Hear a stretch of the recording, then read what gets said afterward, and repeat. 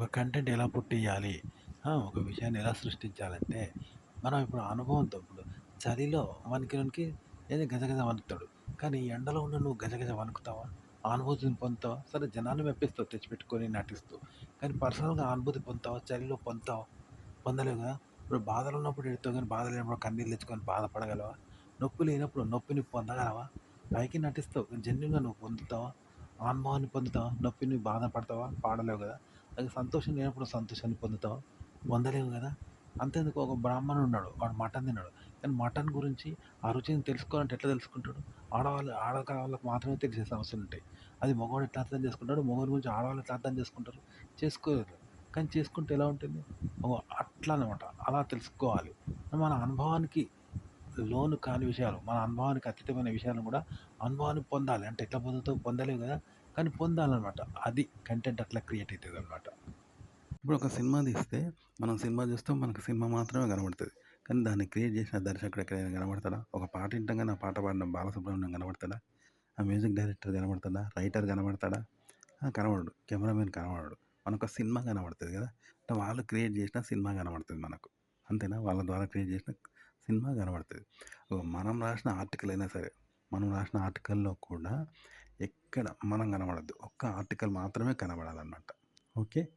Article పడితే article మాత్రమే ప్రేక్షకుడు చూస్తాడు. మనం వాళ్ళకి కనబడొద్దు. మనల్ని మనం తెలియజేసుకోవద్దు. ఓకే. అట్లుండాలి. ఇక మన పక్కోళ్ళు ఉంటారు చూడు, వాళ్ళని కూడా మనం ఒక టెక్నీషియన్‌గా, రచయితగా, రైటర్‌గా మనం కూడా మన పక్కోళ్ళకి కూడా తెలవద్దు. తెలిస్తే వాళ్ళు మనది నేర్చుకొని మనకే ఉల్టా చేస్తారు. మన మీదనే ఆధిపత్యం చేస్తారు. మనది మనకే తాతకు దగ్గర నేర్పినట్టుంటది. గుడ్డొచ్చి పిల్లని ఎక్కిరించినట్టు అంటారు చూసినావా? ఆ టైప్‌లో చేస్తారు. కాబట్టి మన పక్కోళ్ళకి కూడా తెలవద్దు. ఇదే వర్తిస్తది. మన పక్కోనికి కంటెంట్ కూడా చెప్పొద్దు. అంత సీక్రెట్ మెయింటైన్ చేయాలి. లేకుంటే పిల్లొచ్చి గుడ్డుని ఎక్కిరించినట్టు మనం చూసుకొని మన మీదనే చెప్తారు. ఆధిపత్యం చేసుకుంటా మనది తప్పనుకుంటా వాళ్ళు దాన్ని అమ్ముకుంటా అంటారు. ఒక కంటెంట్ ఎలా క్రియేట్ చేయాలి అంటే, ఇప్పుడు మనం ఒక వ్యక్తిని కొట్టినాం అనుకో, కొట్టేది మనకు తెలుస్తది కదా! తెలిసే కొడతాం, విసురుతాం, కొడతాం. ఆ! మామూలుగా దానికి తాకేది మనకు తెలుస్తది. ఎందుకంటే మనం విసిరిన దాన్ని బట్టి వాడిని తాకేది తెలుతది. తాకంగానే కొడతాం. వాడు తాకి ఏడుస్తా ఉంటాడు. అది తెలుస్తది. కానీ వాడు తాకింది ఏడుస్తలేడు. వానికి తాకింది తెలవదు. మనం కొట్టింది మనకు తెలవదు. ఈ విధంగా కొట్టినాం అనుకో, అవులులుగా పట్టుకొని కొట్టినాం అనుకో, మనది మనకే తెలవదు మనం కొట్టింది. దీనివల్ల వానికి తాకింది మాత్రం మనకు తెలీదు. ఉల్లులుగా పట్టుకొని కొట్టినాం కాబట్టి. వాడు ఏడ్చేది కూడా మనకు తెలవదు. ఉల్లులుగానే ఉన్నాం కాబట్టి. మనకి తాకింది తెలవదు. ఏది తెలవదు. అప్పుడు కొడితే ఆ ఎఫెక్ట్ ఎట్లా తెలుస్తది మనకు తెలవదు కదా! అట్లా ఎవరు చెయ్యరు. ఏదైనా మనకు తెలిసేటట్టే చెప్తాం. వానికి తాకింది కూడా మనకు తెలుస్తది. కొట్టింది మనకు తెలుస్తది. కొట్టాలనే కొడతాం. అది కూడా మనకు తెలిసే చెప్తాం. తెలవకుండా చేస్తే ఎట్లుంటది? వట్టిగానే విసిరితే వట్టిగానే వానికి తాకింది. వట్టిగానే వాడు ఏడ్చిండు. అవన్నీ మనకు తెలవవు ఇగ. ఉల్లుల్లుగా పట్టుకున్నట్టు ఉంటాయి కదా! ఇగో కంటెంట్ క్రియేట్ చేయడము, చెప్పడము ఇలాగే చెప్పాలనమాట. అంతేగాని యాక్షన్ కాదు. యాక్షన్‌గా చెప్పొద్దు. నాన్ యాక్షన్‌గా చేయాలంట దాన్ని. నాన్ యాక్షన్‌గా చేయాలనమాట. అలా చేయాలి. అట్లా చెప్పాల్సి ఉంటది. క్రియేట్ కూడా అలాగే చేయాలి. అయ్యో! ఈమెకి ఎట్లనే తిందే. ఓ మగాడు భార్యలాగా చేస్తే ఎట్లా చేస్తాడా? ఆడవాళ్ళలాగా? ఆడవాళ్ళకు నెర తప్పడం ఉంటది. ఆ!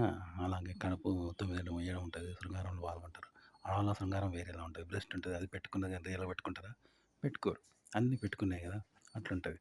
అలాగే మగాడు గూడా మగాడిలాగా స్త్రీ నటించిందనుకో, మగాడిలాగా శృంగారం చేత్తదా ఆమె? మగాడిలాగా ఫీలింగ్స్ ఉంటాయా? మగాడిలాగా పురుషాంగం ఉంటదా? మగాడిలాగా బలం ఉంటదా? ఫైట్ చేస్తదా? స్త్రీత్వం ఉంటది కదా! పురుషులాగా చేయాలంటే అది నటన మాత్రమే. అనుకరణ. అట్లా బిహేవింగ్ గుడ్డిగా చేస్తున్నట్టు. ఓ జంతువు గుడ్డిగా ఎట్లా దాన్ని బాగా ట్రైనింగ్ ఇస్తే గుడ్డిగా చేస్తది చూసినావా? ఎక్సర్సైజ్ చేయమంటే దానికి తెలుసా అది మనిషి ఏమన్నా? బాగా కొడితే అది ట్రైనింగ్ ఇస్తే గుడ్డిగా చేస్తది ఎట్లా చేయమంటే అట్లా. కానీ దానికి తెలవదు. మనిషిలాగా కావాలని చేత్తరు కదా! అట్లన్నట్టు. ఆడోళ్ళు కూడా మగవాళ్ళలాగా చేయమంటే గుడ్డిగా చేత్తరు అట్లా. చేయమంటే గుడ్డిగా అదేందని వాళ్ళకి తెలవదు. ఇప్పుడు తెలుగోడు పరభాషను తెలుగులో రాసుకొని చదివినట్టు. దాని మీనింగ్ తెలవదు. అది పలకడం తెలవదు. ఊరికే తెలుగులో హిందీని రాసుకొని చదివినట్టు ఉంటదంట. ఇట్లా చేత్తరు ఆడోళ్ళు. మగోళ్ళైనా ఆడోళ్ళలాగా చేయమంటే అట్లనే చేత్తరు. కడిపోయినట్టు, వాళ్ళలాగా నడిచినట్టు. అదే ఆడోళ్ళలాగా మగోడు చేయలేడు. ఎందుకంటే ఆడమే కాదు కాబట్టి. కేవలం నటిస్తాడు. అంటే పరభాషను మనం తెలవకున్నా, అర్థం తెలవకున్నా, మీనింగ్ తెలవకున్నా ఊరికే తెలుగు రాసి చదివినట్టు చేస్తారంట అట్లా. నటిస్తారు. అట్లా బిహేవ్ చేస్తారు గుడ్డిగా. ఇగో ఇట్లా మనకు కంటెంట్ క్రియేట్ చేయడము, చెప్పడం ఇలాగే చెప్పాలనమాట.